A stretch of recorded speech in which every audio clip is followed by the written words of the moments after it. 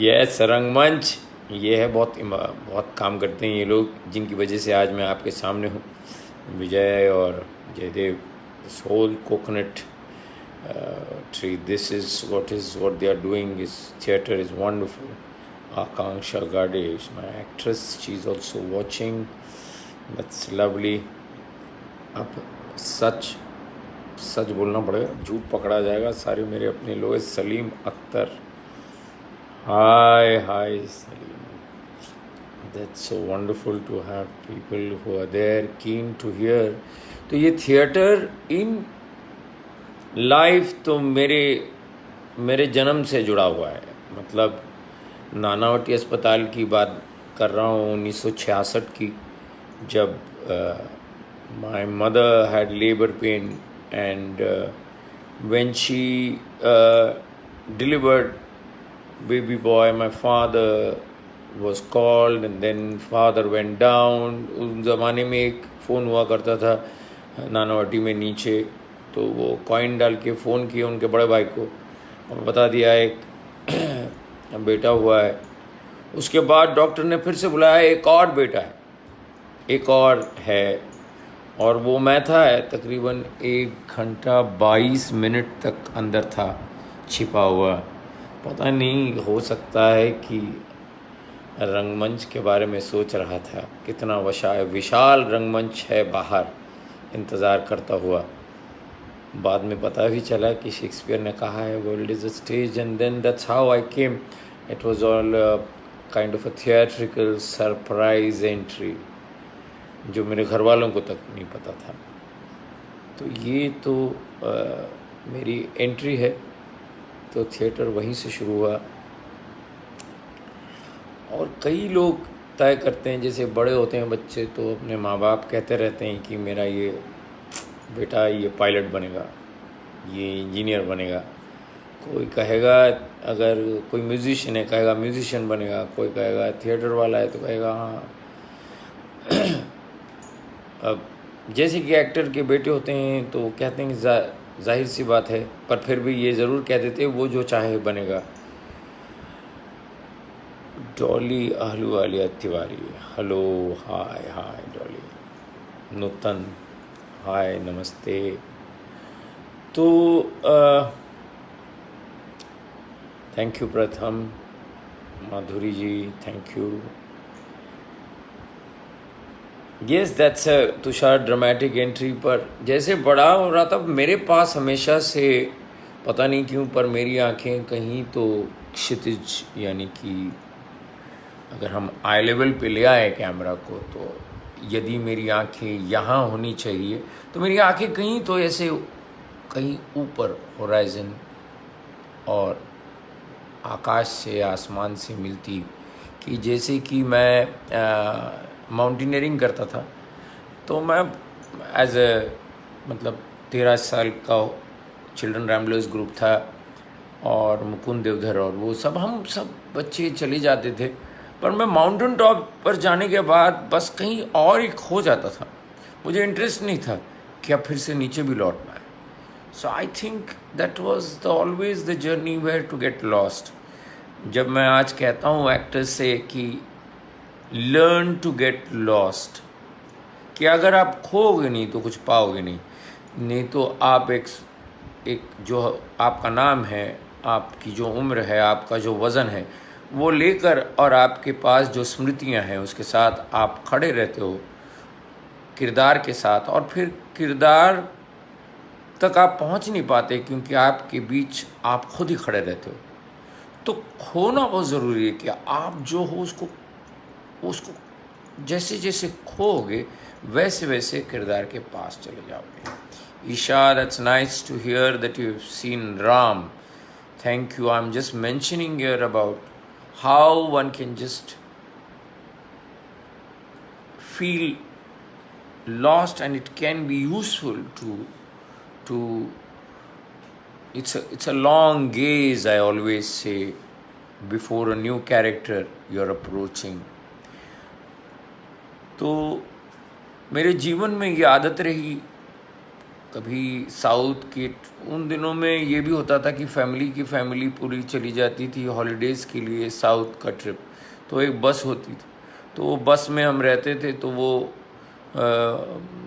पूरा बेंगलोर से होते हुए मैसूर, ऐसा करते करते वो, आपको अगर जाना है मद्रास तो आप जा सकते हो, नहीं तो रामेश्वरम, कन्याकुमारी, वैसे सब करके आप लौटते थे।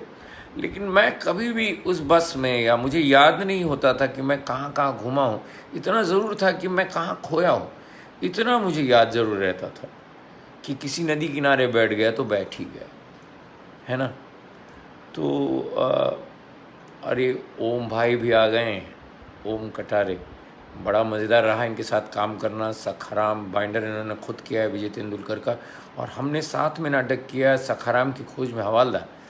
सखाराम बाइंडर पे नया नाटक लिखा गया, तब मैंने इनसे पूछा था कि क्या आप सखाराम बाइंडर करोगे, और इन्होंने बिल्कुल भी हाँ कह दिया। नहीं तो एक होता है ना, सीनियर है मेरी, यात्री ग्रुप है उनका, लेकिन फिर भी उन्होंने कोई सीनियरिटी नहीं रखी। उन्होंने कहा जी बिल्कुल मैं करूँगा सखाराम बाइंडर तुम्हारे नाटक में, और बहुत मज़ा आया उनके साथ काम करते हुए। मतलब तेंदुलकर साहब के नाटक पे नाटक लिखना है, मज़ेदार जर्नी रही। तो बात यही है कि मैं कोशिश ज़रूर करता रहा कि अपने जीवन को समझूं, अपने जीवन को, मुझे जीवन में हमेशा बड़ा ड्रामेटिक लाइफ देखने मिला है। मैं जहाँ रहता था बांद्रा में, एक तो कमाल की बात है कि हम जिस 16 रोड 16वां नंबर उसमें वैसे ही था, 14, 15, 16, 17, 18, फिर एकदम से 21, बीच में 19, 20 कहाँ थे पता नहीं, पर ऐसे कुछ रास्ते थे। और वो 16वीं गली जहाँ हम रहते थे वहीं से बांद्रा शुरू हो जाता था, मतलब बांद्रा और खार की सरहद पर बिल्कुल मैं वहाँ रहता था। और हमारी सड़क पर एक तरफ बंगले थे, अभी जो एक्ट्रेस गुज़र गई, बहुत सीनियर, बहुत कमाल, मुमताज़, वहीं पर रहती है। अब वहीं पर आशुतोष गोवारिकर भी रहते हैं, बहुत ही सीनियर डायरेक्टर जो मेरे दोस्त रहे, और जिन्होंने लगान बनाई, स्वदेश बनाई, जोधा अकबर बनाई, अभी पानीपत भी बनाई, बहुत कमाल के दिग्दर्शक। ऐसे निर्देशक जो बहुत बड़ा लैंडस्केप लेते हैं, जबकि बड़ी मुश्किल होती है। तो एक तरफ ये, इस तरफ लोग मकान, बिल्डिंग्स, बंगले, और दूसरी तरफ झोपड़पट्टी होती थी। झोपड़पट्टी मतलब हट्स, जहाँ पर जो कहते हैं कि आपके घर में आकर काम करने वाले लोग वहाँ रहते थे, या पुराने लोग जो बांद्रा के थे वो भी वहाँ रहते थे। बड़ा मज़ेदार था। और वहाँ पर एक कुआं हुआ करता था। तो ड्रामेटिक इसलिए कह रहा हूँ कि अचानक से खबर आती थी कुएं में एक लाश, तो वो शराब पीकर वो गिर गया, आदमी मर गया, या चिल्लाते थे लोग। मैं छोटा था तब देखता था सड़क पर, तो कोई हाथ में ईंट लिए है, कोई किसी का सर फोड़ रहा है, कोई माँ उसको ले जा रही है। बाद में पता चलता है कि दो भाई लड़ रहे हैं, या पता नहीं कहीं से कोई आ रहा है, एक सोडा बॉटल फेंक रहा है। मैं एक बात बता रहा हूँ, कितनी ड्रामेटिक लाइफ में देख रहा था कि उन दिनों में यहाँ से कोई पत्थर फेंक रहा है, वहाँ से कोई सोडा बॉटल फेंक रहा है, जो ऊपर से जो फेंक रहे थे, या कोई, हम लोग क्रिकेट खेल रहे हैं सड़क पर, तो कोई वहाँ से, जो आप बाद में के पिक्चरों में देखते आए हैं, शिवा वगैरह पिक्चरों में, कि एक साइकिल का चेन या हॉकी स्टिक वगैरह, वो उन दिनों में वाकई में लोग लेके आते थे लड़ाई करने के लिए। और फिर एक सिंगल पसली लड़का एक अकेला सबके सामने खड़ा रहता था, तो जिगर, तब भी जिसमें ताकत होता था वो खड़ा रहता था, एक अकेला लड़का। अब वो रहा नहीं, वो एक्सीडेंट में चला गया, शहीद पाटनकर। पर एक मज़ेदार ड्रामेटिक उस ज़माने में मैं देखता था। या फिर एक तरफ हाय सागर, वाह वाह वाह, कई लोग आ गए हैं यहाँ पर। बहुत, मैं बस अपनी स्टोरी बता रहा हूँ कि थिएटर जीवन में जब आपके आता है, तो आप रंगमंच पर आने से पहले कई नाटक आप देख चुके हो, और मुझे ऐसा लगता है कि एक बहुत बड़े फिल्म मेकर ने, तारकावास्की ने कहा था कि imagination is less richer than reality, something like that. कि मतलब यह है कि आप कल्पना उतनी नहीं कर सकते जितना वास्तव में ड्रामा है। तो जी, आजकल की खबरें आप जो देखते हैं, मैं न्यूज़ चैनल की बात नहीं कर रहा हूँ, वो कोई ड्रामा नहीं है, वो वो वो एक्ट ऑफ ड्रामा है। पर drama which is life is so dramatic that आपको ड्रामा करता क्या है? ड्रामा आपको सरप्राइज करता है। ड्रामा आपको जो आपके डिस्कम्फर्ट होते हैं उसके सामने आपको लाके खड़ा कर देता है। कि बचपन में यदि कुएं में गिरी लाश अचानक से मुझे दिख गई है, तो वो ड्रामा और कहीं नहीं हो सकता है। या दो लड़के लड़ रहे हैं और बाद में पता चला ये दो भाई हैं, ये मेरी समझ में ही नहीं आता था दो भाई क्यों लड़ रहे हैं, फिर सड़क के लोग एक दूसरे से क्यों लड़ रहे हैं। फिर बाद में धीरे धीरे पता चला कि दो कौम के लोग लड़ते हैं, दो देश के लोग लड़ते हैं। और अभी हम अमेरिका में देख रहे हैं, सदियों से लड़ाई चलती आ रही है। तो ड्रामा बहुत देखा मैंने मेरे। और एक और अच्छी आदत थी मुझ में, वो थी पतंग। हम लोग पतंग, अगर आप लोगों ने कभी उड़ाई हो, हम उसको पतंग उड़ाना कहते हैं, कोई चलाना कहते हैं। तो पतंग, कटी हुई पतंग को जाके पकड़ने का एक अपना एक आर्ट है, कला है। क्योंकि कई लड़के भागते थे, आप ज़रा सोचिए, झोपड़पट्टी से कई लोग बड़े बड़े बाम्बू लेके आते थे पकड़ने के लिए, और यहाँ से हम लोग भी निकलते थे। लेकिन मैं क्या करता था, मैं बिल्डिंगों के पैरापेट पे चला जाता था, फर्स्ट फ्लोर, और वहाँ से जंप मारता था, और गराज के टॉप पे, मतलब आप ऐसा ना सोचिए मैं कोई ऐसा टाइगर श्रॉफ जैसा नहीं करता था कि सीधे नीचे लैंड हुआ, पर वो परफेक्ट जंप जाता था और वो पतंग मैं पकड़ लेता था। और वो कमाल की बात है, एक बार तो ऐसा भी हुआ कि वो जंप सीधे नीचे गई और नीचे वहाँ ऑल्सेशियन डॉग था, जबकि मैं उन दिनों में कुत्तों से बहुत डरता था। और पतंग मेरे हाथ में और उसके दो पैर मेरे इधर, और वो सिर्फ मुझे चाट रहा है, मेरे हाथ में पतंग है। देखो, उसमें भी डरा हुआ, लेकिन पतंग नहीं फटनी चाहिए, वो मैंने पकड़ी थी। पता नहीं क्यों, पर उसने छोड़ दिया। लेकिन पता नहीं ये पतंग पकड़ने का शौक मुझे उड़ाने से ज़्यादा क्यों था। फिर मुझे ऐसा भी लगता था, लव यू जिगर, तो पतंग लूटना जिसे नूतन कह रही है, नूतन जी करेक्ट है। और ये जो वो उसी में मज़ा था कि आप खुशी होती थी, और बाद में मुझे याद है मैं दे भी देता था लोगों को जिनको, बस वो बाद में जब बड़ा हुआ तब पतंग उड़ाने का शौक़ था। उसमें भी बाद में समझ में आया कि एक वो जो पतंग जो धागा होता है उसको हम मांझा कहते थे, एक बारीक मांझा होता है, एक मोटा मांझा होता है। वो बारीक मांझा जो बंदरवाड़ी करके बांद्रा में जगह थी, तो वहाँ पर कमाल मिलता है। तो कुछ लोग कहते थे सूरत में कमाल का मिलता है। तो देखो, एक इंटरेस्टिंग बात है जो कहने जा रहा हूँ, जिसने मुझे बहुत कुछ सिखाया। अरे प्रमोद शर्मा जी गाज़ियाबाद से, नाटकबाज थिएटर, नमस्कार। तो एक किस्सा ऐसा है,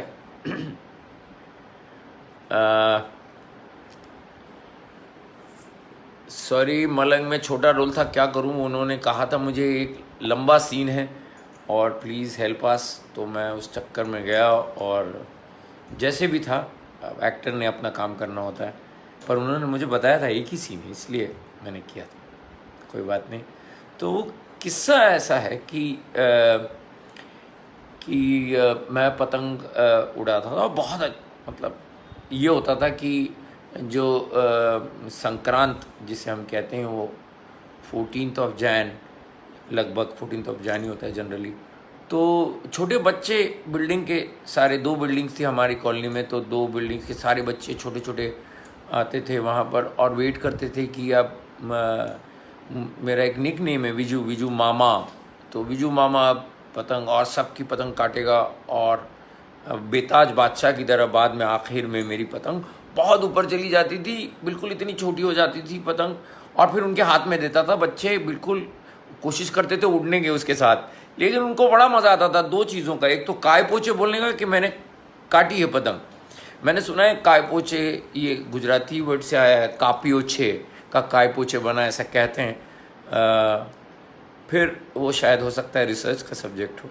लेकिन एक दूसरी चीज़ होती थी कि वो बच्चों के लिए वो रात में, मतलब रात अभी बस ट्वाइलाइट ख़त्म हो रहा है तभी पतंग उनके हाथ में दी जाती थी। लेकिन एक साल क्या हो गया कि पता नहीं क्यों हमारा प्रमोद शर्मा जी पूछ रहे, सर भूल गए क्या?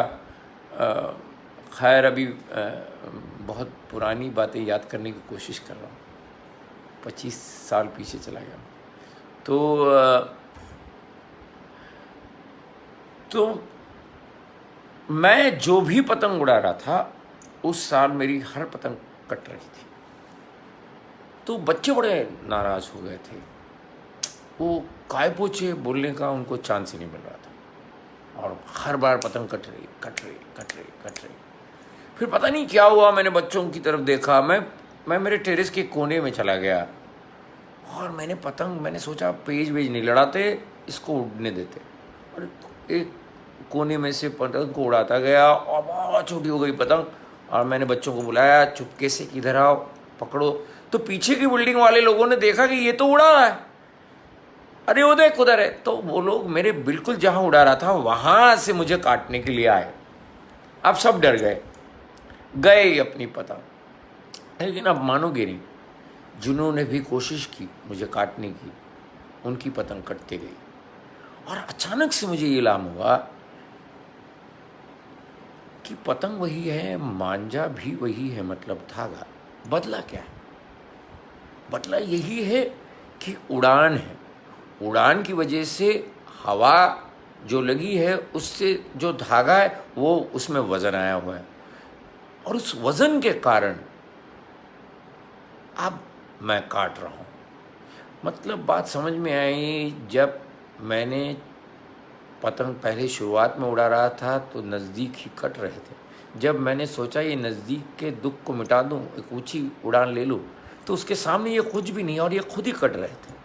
तो भैया जब भी प्रॉब्लम आई, बाद में मैंने ये देख लिया कि एक कोई बड़ी उड़ान ले लो, ये है नहीं ऐसा हो जाएगा। तो एक बहुत बड़ी मेरे लिए एक सीख थी, और जो आज भी यदि मुझे कभी कोई प्रॉब्लम होती है तो, और वो क्यों ना होगी, तब एक थोड़ी सी ऐसी ऊंची उड़ान ले लेनी चाहिए विचारों में। और देख लीजिए, एक बहुत अच्छी चीज़ हमने की थी जब लगान ऑस्कर के लिए नॉमिनेट था उस साल। हम लोगों ने बाद में रात में हम कंदिल उड़ाते थे, मतलब उसमें दिया कंदिल बनता था, एक बड़ी पतंग ली जाती थी, बड़ी पतंग उड़ाते थे, और उसमें वज़न जो ले सके, और उसमें मोटा मांझा हुआ करता था, और वो मोटे मांझे से उड़ाते थे। उसमें एक एक कंदिल में एक ऐसे कैंडल लेके उस धीरे धीरे छोड़ना होता है, और ऐसे 21 कंदिल पूरे लाइन से हमने एक सलामी दी थी। अरे thank you Jaidev. You would like to know about your first theatre play and the moment related to that? मेरा पहला नाटक, खैर वो भी एज एन एक्टर अगर पूछा जाए तो मैं बहुत छोटा था, स्कूल में था। स्कूल में पीएल देशपांडे बहुत बड़े राइटर महाराष्ट्र के, और लिटरेचर में तो कहूँ हिंदुस्तान के बहुत ही इम्पोर्टेंट राइटर। ह्यूमर उन्होंने जो लिखा हुआ, तो विट्ठल तो आला आला करके उनकी वन एक्ट थी, जो बच्चों में मैं स्कूल में अब याद नहीं, लेकिन उसमें मैं पुजारी का रोल कर रहा था, और जो बात करता है, और बहुत छोटा था मैं। और तो पुजारी और विट्ठल की मूर्ति जहाँ है, मैंने क्या कर दिया था पता नहीं क्या, याद आएंगे डायलॉग्स नहीं रहेंगे, उसमें भी देखो मैंने पूरी किताब उधर विट्ठल के पैरों में रख दी थी। तो पुजारी जब भी माथा टेकता था वहाँ पर, वो डायलॉग वहाँ पर थे। लेकिन आप मानोगे नहीं, वो विट्ठल ने हाथ रखा, शो शुरू हुआ ना, एक बार भी मुझे झुकना नहीं पड़ा। और तब मुझे बाद में निर्देशक ने पूछा, मतलब जो हमारी टीचर ही रही, अरे रिहर्सल में इतने तुम झुक रहे थे, यहाँ बिल्कुल नहीं झुके तुम, कैसे पुजारी हो तुम? मैंने कहा मुझे सब याद था। अब सब याद है तो वो थोड़ी ना झुके। देखो कितनी मज़ेदार बात थी। ईला जी आ गई है, नमस्ते ईला जी, क्या बात है। ईला जी एक बहुत ही लिखी पढ़ी एक्ट्रेस है और उतनी ही सहज बात करने वाली, दूसरे का थिएटर देखने वाली। ये बहुत कम थिएटर वाले करते हैं। And Ila ji fastest writer. पर कह रहा हूँ ईला जी, आपने एक अलग आत्मविश्वास जगाया था मुझ में जब आपने एक इंटरव्यू दिया था कि कैसे, या जब भी आप बात करती थी तो हमेशा ऐसा लगता था कि हम, या मैंने लिखना चाहिए क्योंकि किसी को पसंद आ रहा है, वो मूवमेंट पसंद आ रही है। तो जब बड़े हुए किसी ने पूछा था पहला नाटक कौन सा, तो पहला नाटक एज अ राइटर मैंने फिर से, संजना ने स्कूल थी एक ब्लाइंड स्कूल, उनके बच्चों के लिए, छोटे जो पार्शल ब्लाइंड एंड ब्लाइंड बच्चे हुआ करते थे उनके लिए, तो मैंने लिखा था वो उनके लिए नाटक कैलाश के गणपति की। नॉर्मली ऐसा बताया जाता है कि लोग जाते हैं और गणपति को चूज़ करके उसको लेके आते हैं। तो भैया एक मैंने उस नाटक की थीम ये थी कि थीम ये था कि वो गणपति की मूर्तियाँ थी, उन्होंने तय किया हम किसके घर जाएंगे। तो कैसे एक वो जो बच्चा था, उसका जो हीरो था, वो अपने पिताजी के साथ जाता है, पिताजी को कोई और मूर्ति चाहिए होती है और वो मूर्ति इसको इशारा करती है और कैसे ये ले जाता है। बड़ा मज़ेदार म्यूज़िकल नाटक लिखा था, वो मेरा पहला नाटक था।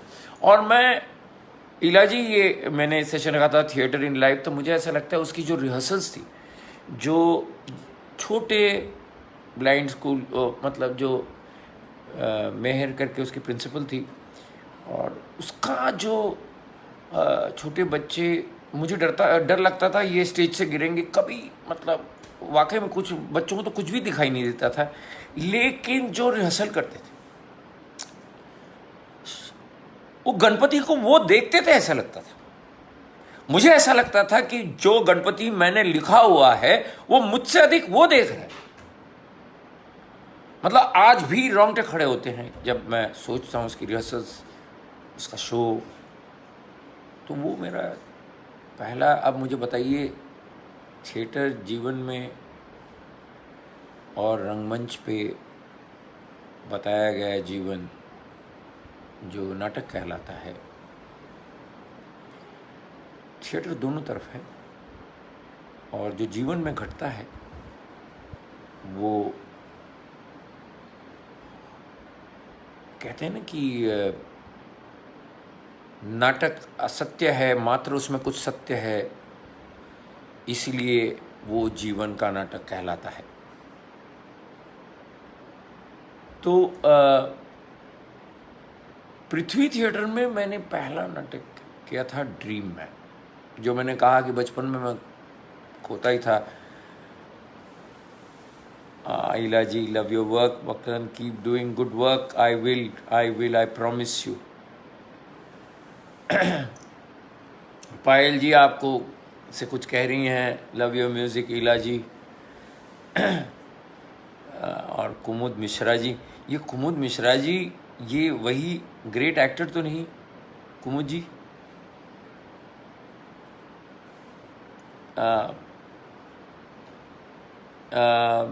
तो प्रमोद जी, हाँ, थिएटर के लिए एक फार्स लिखा हूँ, लेकिन वो मराठी में है, और एक हिंदी म्यूज़िकल जो एक उसका फर्स्ट हाफ लिखा था, अब सेकेंड हाफ भी लिख चुका हूँ, उसका नाम है ब्रांडो का प्यार।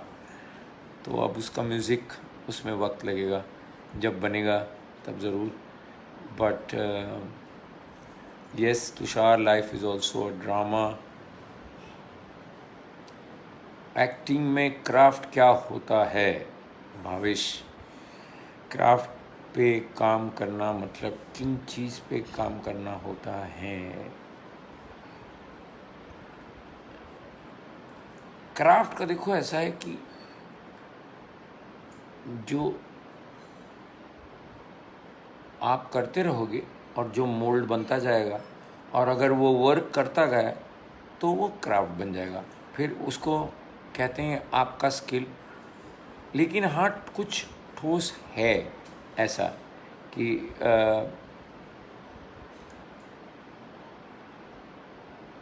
एक्टर का अप्रोच एक स्क्रिप्ट को लेकर, उसके फर्स्ट रीडिंग से उसके मंचन तक, मतलब उसके फर्स्ट शो तक एक जर्नी है।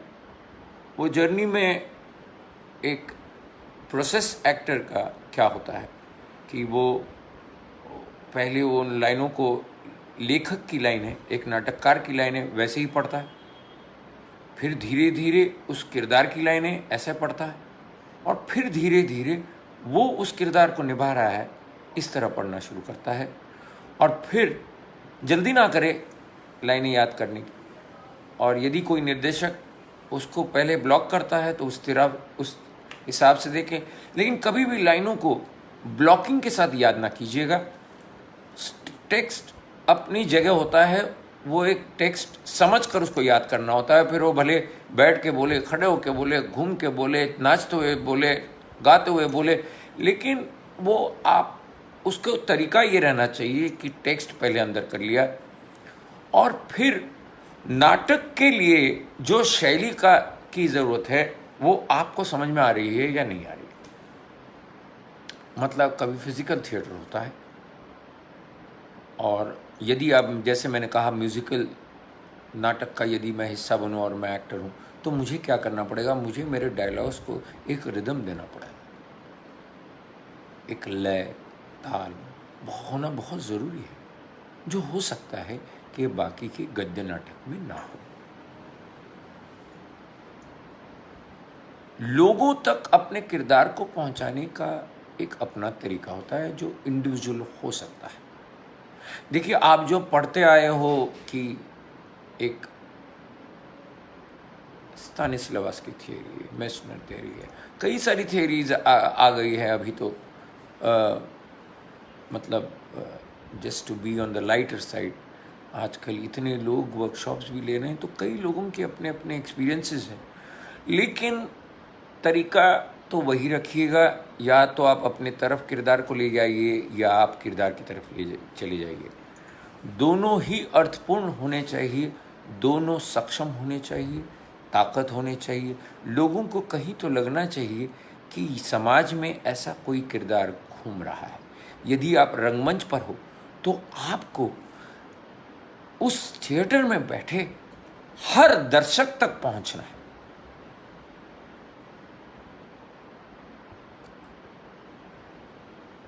एक्टर ने अपने क्राफ्ट तक पहुंचने के लिए बहुत मेहनत करनी जरूरी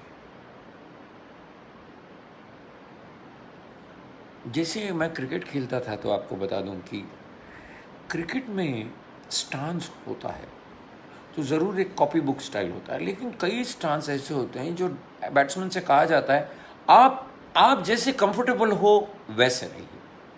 तो क्राफ्ट तो अपनी जगह है, लेकिन हर एक्टर ने धीरे धीरे उस क्राफ्ट को अपना बनाना चाहिए, या अपना क्राफ्ट उस क्राफ्ट में जो है उसमें ऐड करते चले जाना चाहिए। ये सवाल लोग पूछते हैं कि अमित जैसे पूछ रहा है थिएटर एक्टिंग और कैमरा एक्टिंग, तो बहुत ही एक ऊपरी तो इतना ही कह सकता हूँ कि थिएटर एक्टिंग तो अगर आप प्रोसिनियम में बैठे हो, पृथ्वी में बैठे हो, तो बात अलग है कि सब जगह वैसे ही सुनाई देता है। फिर भी जो लोग पीछे बैठे होते हैं, तो प्रोसिनियम में जो लोग पीछे बैठे हुए आखिरी रो में जो बैठा, उस तक आपके संवाद पहुंचने चाहिए, उस तक आपका जेस्चर पहुंचना चाहिए। और कैमरा में क्या है, कैमरा आप तक पहुंच सकता है, तो you don't have to make that effort. तो मेकिंग एफर्ट कम ज़रूर होता है दोनों जगह पे, और लेकिन किरदार की समझ मुझे नहीं लगता उसमें कोई फ़र्क है।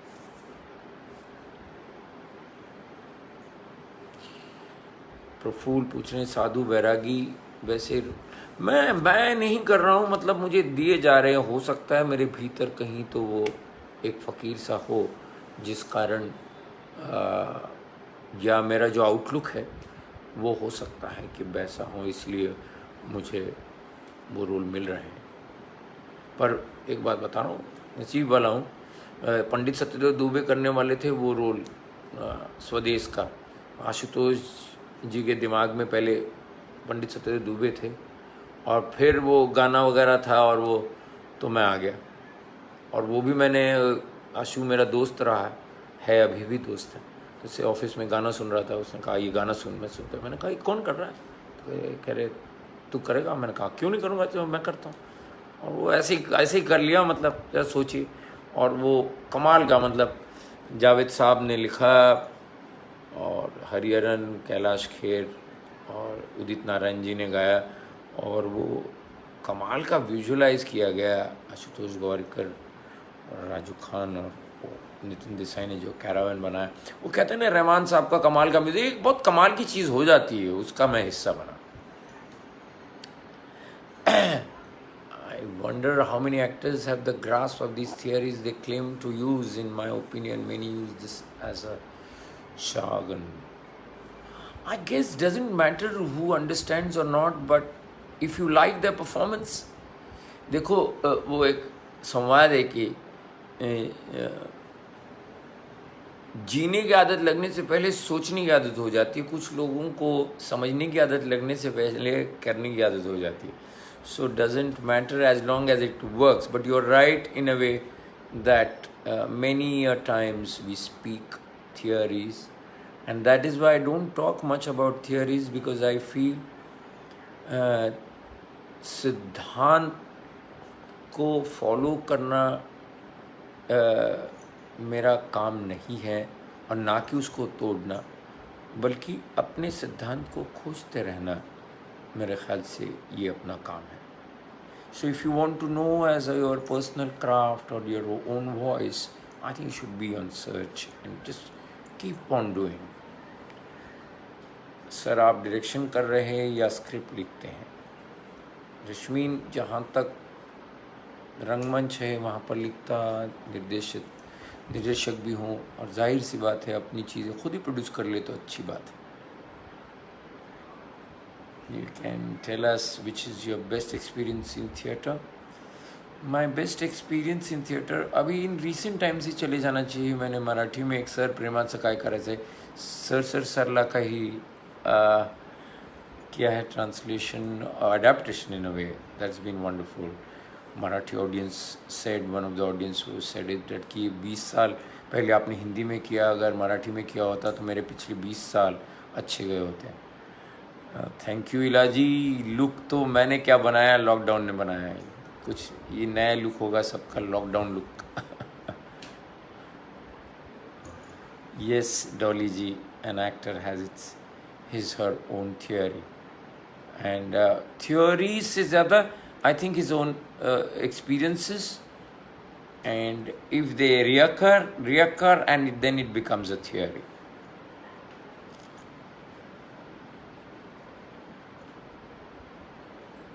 आध्यात्मिक कृणाल, कहीं भी यदि आप मन की बात करें तो अध्यात्म हो जाता है, इसमें आत्मा की तरफ ही बढ़ती है, क्योंकि मन आत्मा की तरफ ही बढ़ता है, झुकाव वहीं होता है।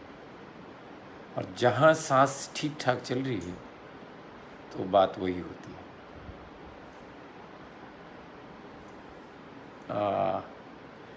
बाकी पहला नाटक था ड्रीम मैन, और वो ड्रीम मैन मैंने बाहर, हम लोग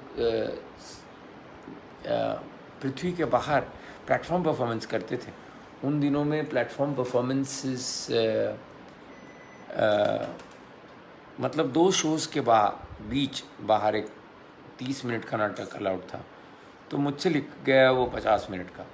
तो 92 की बात है, 92 में थिएटर टेलीविज़न में भी अभी तक कोई क्रांति आई नहीं थी, वो गिने चुने प्रोग्राम होते थे। तो अभी 50 मिनट का वो करे क्या, नाटक को काटना तो हमें पता नहीं था, 50 का 55 ही हो जाता था। तो मैंने वो जहाँ 30 मिनट हुए वहाँ पर मैंने कह दिया इसका नेक्स्ट पार्ट कल देखने मिलेगा। और लोगों ने कहा यही लोग आएंगे, बहुत लोग होते थे और वो लोग आ गए क्योंकि बढ़िया मज़ेदार रहा। और अगले दिन मैंने क्या किया कि उसके पहले जैसे आजकल बताते हैं रिकैप, मैंने पहले कल क्या घटा था उसका रिकैप किया बहुत फास्ट, और फिर सेकंड हाफ शुरू किया। और मज़ा आया कि सैटरडे संडे हुआ करता था।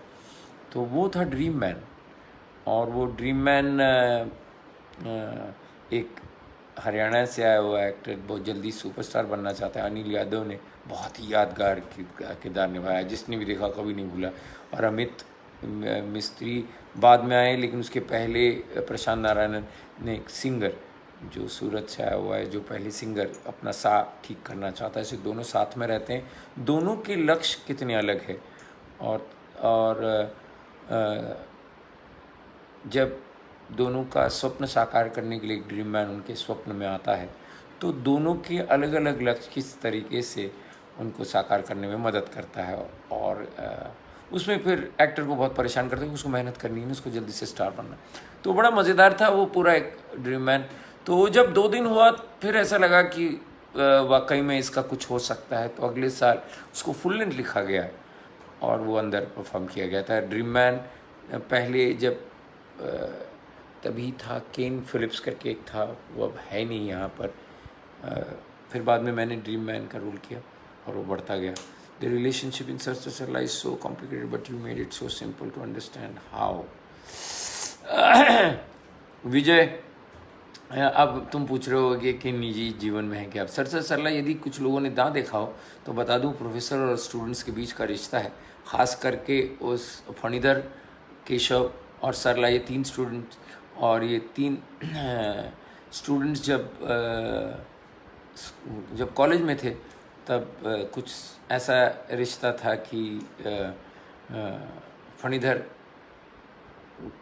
को जितना सरला से प्यार था, कवि मन था, उतना ही सर से भी प्यार था। मतलब सर उसके प्रेम को कोई जेंडर ही था नहीं, मतलब वैसा मत समझिए, उसका प्रेम था, काव्य था। लेकिन और वो यहाँ तक रहा कि वो कॉलेज पूरा करने के बाद भी सर के साथ प्रोजेक्ट्स पर काम करता रहा। और ऐसे ही प्रोजेक्ट पर काम करते करते कैसे बीते सालों की सरला याद आती है। और वहाँ पर पता चलता है, नाटक ये है कि सरला का विवाह केशव से हुआ है और फणी ने कभी बताया नहीं कि उसका सरला से प्रेम था, और सर ने कभी क्यों नहीं समझा, और सर के कहने पर सरला ने केशव से विवाह किया था। तो बड़ा कॉम्प्लेक्स सा था कि सर और फणीधर में अब क्या बातें होती है। और धीरे धीरे हम स्मृतियों में से वास्तव में आते हो। तो बोलते हैं कि मेमोरी टू रियलिटी जब हम आते हैं तो पता चलता है आप में कुछ तो घट चुका है। तो वो जो वक्त गुजरा था, उसका जो ड्रामा था, वो लाना था। और तभी राजेंद्र गुप्ता जी, सोनाली कुलकर्णी और अनुराग कश्यप और अभिमन्यु सिंह, इन लोगों ने काम किया था। बड़ा मज़ेदार था। उसमें फणीधर का किरदार करना था अनुराग को, और अनुराग से तभी उसकी फिल्म 5 सेंसर में फंस गई थी। तो मैंने उससे कहा, तो उससे पहले भी अनुराग मेरे साथ एज एन एक्टर काम कर चुका था। 94 में, 95 में 2 नाटक कर चुका था। उसने अश्वत्थामा मेरे साथ किया हुआ है, उसको मैंने रस्सी पर उल्टा लटकाया हुआ है। कमाल वो और फैसल खान, 2 एक्टर्स। तो अनुराग बहुत गुस्से में था। मैंने कहा तुझे अगर गुस्सा उतारना है अपना तो आ जा, नाटक में रोल कर। बहुत गुस्सा है उसको। और फणीधर, और उसने बहुत बखूबी, मतलब विजय तेंदुलकर जो मतलब मेरे ख्याल से हिंदुस्तान के बहुत अहम प्ले राइट्स, और रंगमंच पर अगर कोई आता है तो, और उसने अगर तेंदुलकर साहब का नाम नहीं सुना है या उनकी स्क्रिप्ट नहीं पढ़ी है, तो मैं कहूँगा कि एक बार पढ़ ले, तब मैं कहूँगा कि तुम रंग कर लो। तो वो उन्होंने जब नाटक देखा तब इतना ही कहा था कि मुझे पता नहीं मकरंद कि ये तुमने इतना गज़ब लिखा है, अनुराग ने गज़ब परफॉर्म किया है, पर ऐसा किरदार मैंने कई सालों में नहीं देखा हुआ है रंगमंच पर। तो वो किरदार की वो बात, और उसमें मुझे ऐसा लगता है कि सोनाली कुलकर्णी और अनुराग का एक आपस का तालमेल, जो उनका एक एक प्यार था, वो गजब था उनका। मतलब उनकी अंडरस्टैंडिंग उन्होंने बहुत रियल कर दिया था। और राजेंद्र गुप्ता जी वाकई में सर लगते थे। खैर उनके बाद फिर मैं आया था। लेकिन सरला की बात मैं इतना ही करूँगा, अगर आप लोगों ने नहीं देखा तो उसका भी नया ये नए एक्टर्स के साथ, संजय ददीच और हाना कुमरा और अंजुम शर्मा के साथ, और मैं सर करता हूँ। तो आइए देखिए। वर्कशॉप लेने का सौभाग्य भी प्राप्त हुआ है प्रमोद। अरे वाह, वेरी गुड। अब फिर से अब वर्कशॉप की बात निकली है तो मैं ये एक अपना एक्टर्स जिम, कई सारे जिम आप लोगों ने सुने होंगे, लेकिन एक्टर्स जिम शुरू करने जा रहा हूँ। एक्टर्स जिम, जहाँ पर भैया बाइसेप ट्राइसेप के लिए हर जगह चले जाते हैं, पर एक्टर के इमोशन का एक अपना स्पाइन होता है, उस पर काम कैसे करोगे, वो क्या होता है। एक्टर्स जिम में क्या क्या होगा, आपको सिर्फ फोकस सिखाया जाएगा, आपको वोकल कॉर्ड्स पे काम किया जाएगा, इमेजिनेशन पे काम किया जाएगा, अब कैरेक्टर बिल्डिंग पे काम किया जाएगा। तो मतलब एक फेस बिल्डिंग है, कैरेक्टर बिल्डिंग है, और ओवरऑल एक एक्टर का लाइफ का होना चाहिए। तो वो एक्टर्स जिम ज़रूर शुरू कर रहा हूँ, तो देखते रहिए। जब भी अनाउंस करूँगा आप ज़रूर आइएगा। What said about the interpretation? Acting means no acting. ऐसा किसी ने कहा है, एक्टिंग मीन्स नो एक्टिंग। भाई मुझे नहीं पता एक्टिंग मीन्स नो एक्टिंग का मतलब क्या है। एक्टिंग मीन्स नो एक्टिंग मतलब इतना कहते हैं कि आप इतनी एक्टिंग करते रहो, मतलब इतनी रिहर्सल कर लो कि उसका एफर्ट ना दिखे। आई think that means know acting. The moment उसका एफर्ट दिख जाए जो आप कर रहे हो, तो वो एक्टिंग हो जाएगा।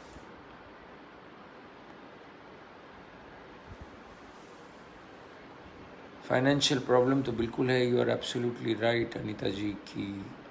थिएटर आर्टिस्ट की सचमुच फाइनेंशियल प्रॉब्लम है।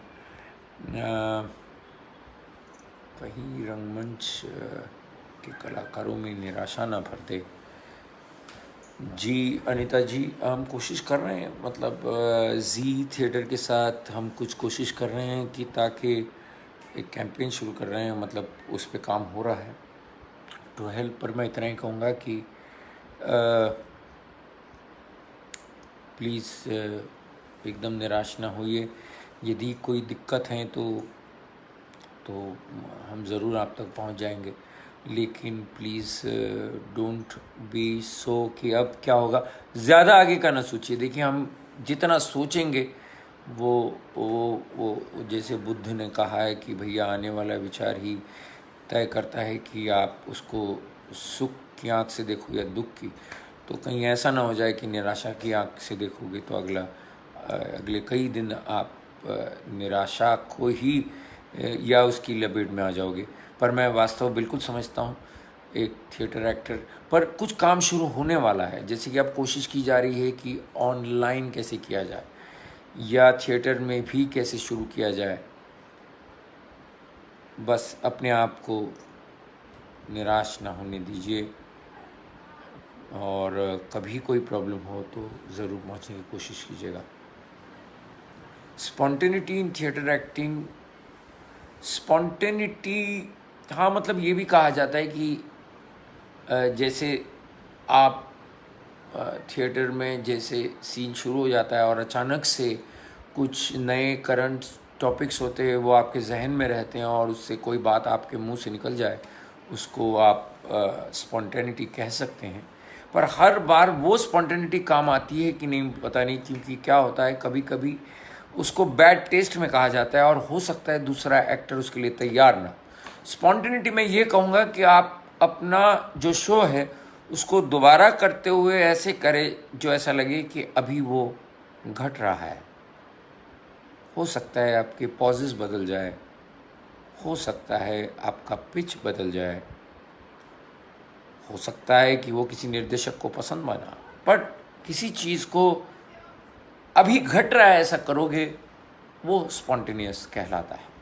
मतलब ऑडियंस के रिएक्शन, ऑडियंस की एनर्जी के साथ आपका शो बदल सकता है।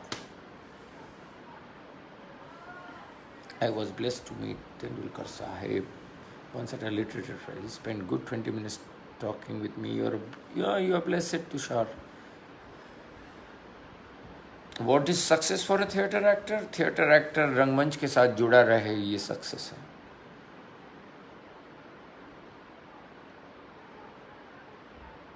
रंगमंच को जीतने की कोशिश ना करो, रंगमंच के साथ रहो, वो जीवन भी सिखा देता है, सब कुछ सिखा देता है।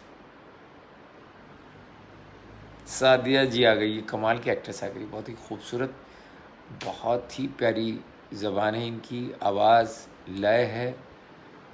सादिया सिद्दीकी, इन्होंने कई साल पहले बहुत ही ड्रामेटिक, मतलब मैं एनएम कॉलेज, नरसिम्हा जी कॉलेज में रिहर्सल करता था, वहाँ भी कमाल है। उनकी प्रिंसिपल थी राय मैडम, उन्होंने मुझे कॉलेज पास आउट होने के बाद भी वहाँ पर रिहर्सल करने का मौका दिया था, क्योंकि जो मेहनत मैंने की थी कॉलेज के लिए, एक्स्ट्रा करिकुलर एक्टिविटीज़। तो सादिया सिद्दीकी उस कॉलेज के बाहर डिवाइडर पे बैठी रहती थी और वहाँ से वो कोशिश करती थी, ऐसे ही कुछ था। Sadia right and Sadia is saying thank you for teaching me acting. हालांकि वो बहुत ही खुद ही कमाल की एक्ट्रेस रही है। हाँ, इतना ज़रूर कह सकता हूँ, साथ में काम करते करते यदि कोई कुछ उससे मिल गया हो तो अच्छी बात है। पर हमने एक बहुत ही 2 कमाल के नाटक किए। एक था 16 साल का आकाश, जो मेरा पहला म्यूज़िकल था, वो और अमित मिस्त्री, बहुत गज़ब का काम किया था दोनों ने। और उमर कैद शांति बारोट, ये सादिया ने काम किया था। ये मेरे 2 नाटक, बहुत ही अच्छा काम किया था। She loves working with me. Sadia, I am so happy just to see you here live in whatever the messages I'm getting. देखो, आपका ऑलरेडी नाटक वर्क बहुत अच्छा था, प्रमोद जी कह रहे हैं।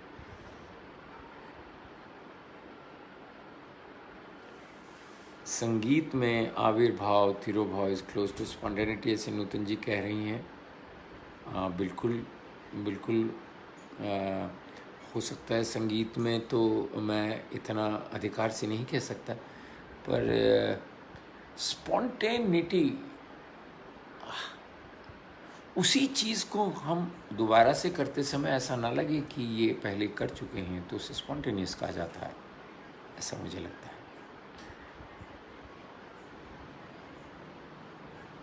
Yes Tushar, absolutely right.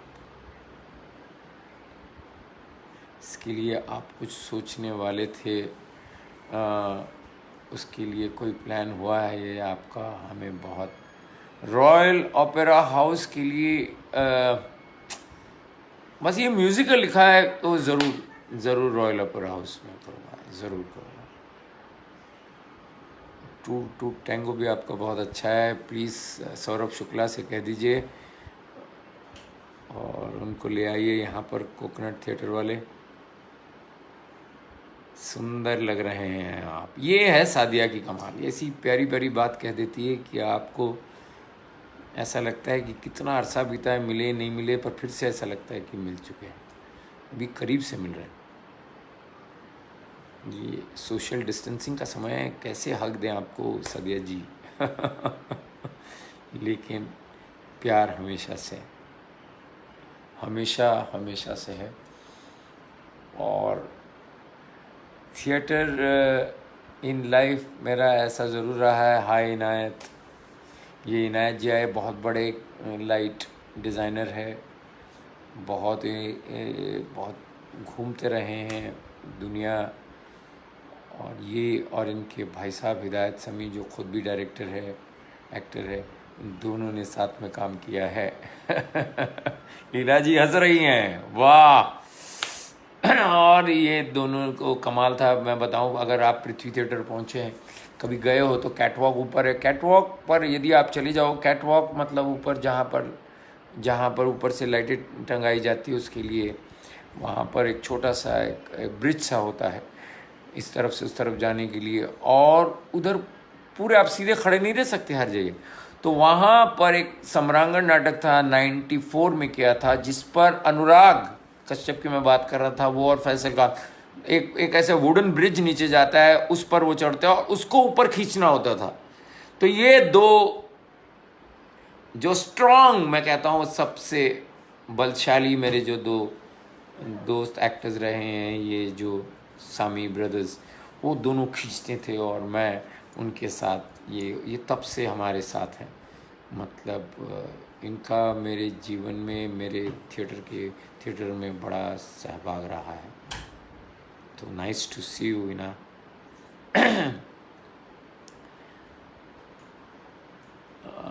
Kolkata থেকে অনেক ভালোবাসা সুপ্রিয়। हाँ, भालोबासा। मैं अभी राम करके आया, बड़ा मज़ा आया वहाँ पर। एक बहुत ही कमाल के थिएटर एक्टर को देखा, गौतम हलदर, बहुत ही कमाल। वो और उनकी पत्नी, उनका ग्रुप पूरा, बहुत मज़ा रहा।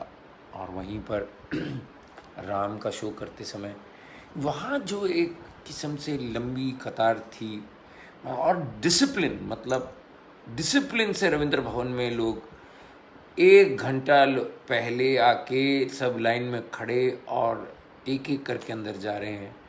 मतलब और वो शो नहीं मैं भूल सकता। मतलब कभी कभी थिएटर जो दर्शकगण हैं उनकी इंटेंसिटी के कारण भी जीवित रहता है। संजीवनी तो दर्शक ही है, दर्शक के भीतर की तीव्रता है। अरे इना बेंच पार्क को भूल गया, बराबर है। मैं जो कह रहा था प्लेटफॉर्म परफॉर्मेंसेस करते थे हम थिएटर, वो बाहर के थिएटर ग्रुप का नाम बड़ा इंटरेस्टिंग था, हेड्स टुगेदर। मेरा ऐसा कहना था पृथ्वी थिएटर में उन दिनों में, मतलब कहीं से भी, या इलाजी तो मुझसे ज़्यादा कह सकती है कि लोग कहाँ कहाँ से नहीं आते थे। मतलब भोपाल से आ गए, कलकत्ता से आ गए, मैं जब था तब केरला से भी आते थे लोग। मतलब जो लिखे पढ़े लोग होते थे, स्कूल से पढ़ के आए हुए हैं, कुछ लोग बस दूर दराज के शहर से आ गए थे, कुछ लोग सपने लेकर आए थे। और पृथ्वी एक ऐसी जगह थी जहाँ पर लोग बैठते थे, मिलते थे। तो मुझे ऐसा लगा था कि हेड्स टुगेदर नाम रखते हैं कि लोग अपना अपना सर ले आए, जोड़ दे, जिसको करना है बता दे मुझे, जिस भाषा में करना है कीजिए। इसलिए उन दिनों में हेड्स टुगेदर के बिल्कुल हम मतलब गुजराती नाटक कर चुके हैं, हिंदी कर चुके हैं, इंग्लिश कर चुके हैं, आप बताइए मराठी कर चुके हैं। एक एक नाटक तो हमने संस्कृत में भी किया था, तो उसका तो बड़ा भी किस्सा है। जो स्पॉन्टेनिटी की बात हो रही थी, हम मनोज जोशी जो गुजराती के बड़े एक्टर हैं और मराठी में भी उन्होंने बहुत काम किया है, उन्हें अब पद्मश्री भी मिला हुआ है, तो वो भी नाटक में काम कर रहे थे। और संस्कृत में था तो उनके पिताजी शास्त्री रहे, तो उनसे हमने संस्कृत में ट्रांसलेट करवाया था। लेकिन अब बात हुई थी कि हम रिहर्सल करते करते उसको अब इम्प्रोवाइज़ करें, अब तो करें क्या। तो अब शो का दिन था, उस दिन उद्वस्त धर्मशाला के लेखक जीपी देशपांडे, यदि आपने पढ़ा नहीं हो तो पढ़ लीजिएगा, तो वो वहाँ आए थे, थैला झोला लटकाए हुए तो उधर। तो मुझे पता था ये स्कॉलर है, तो मैंने उनसे कहा कि ये कुछ लाइनें इम्प्रोवाइज़ हो गई है, संस्कृत है, तो यदि आप कर दें।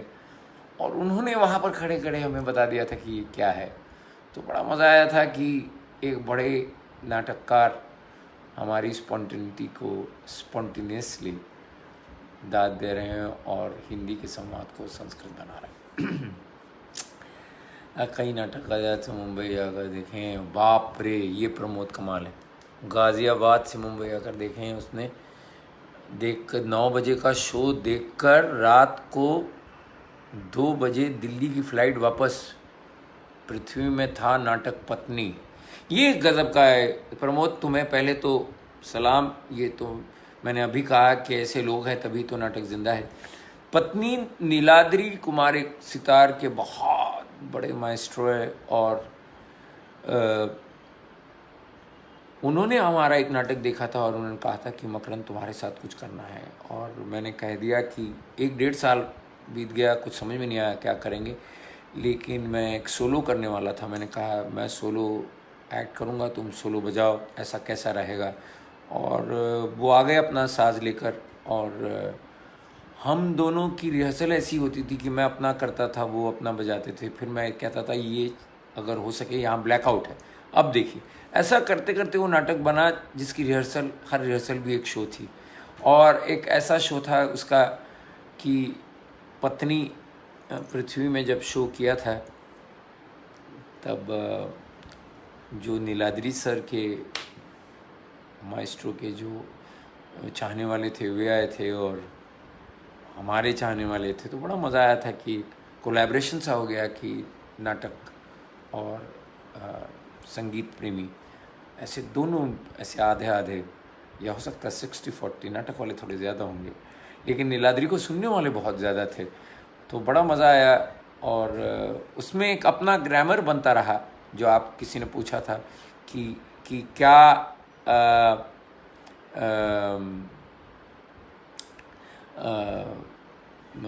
क्राफ्ट की बात हुई थी।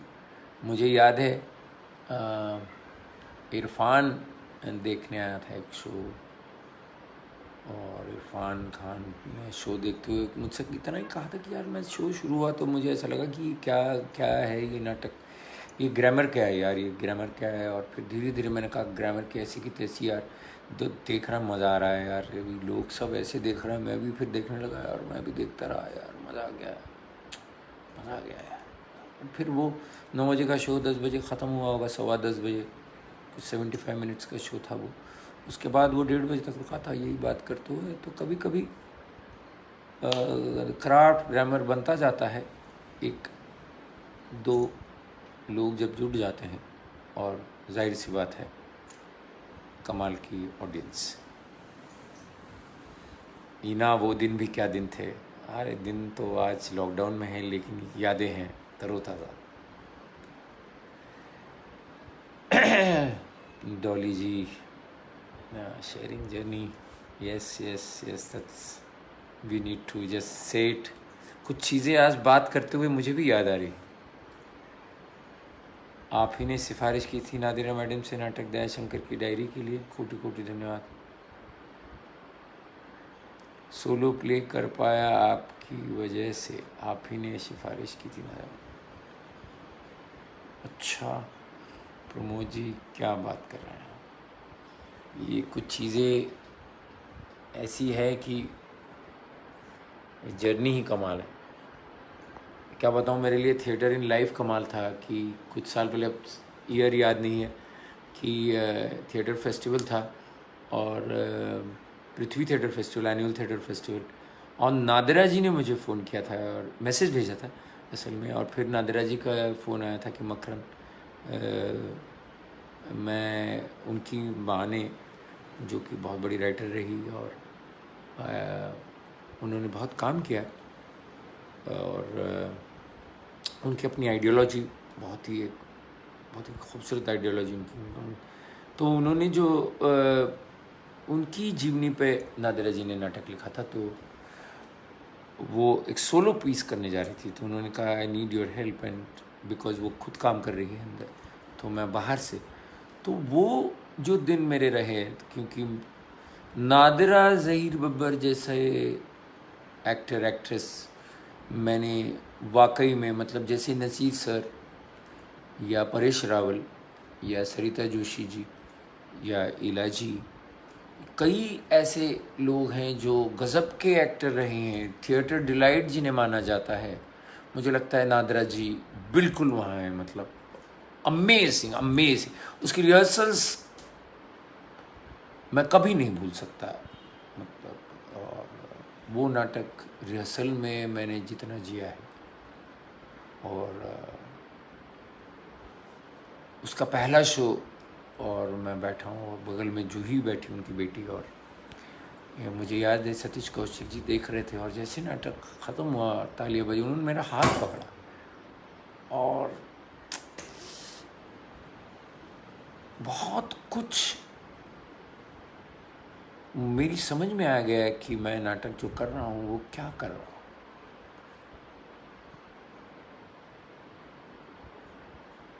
जब भी आप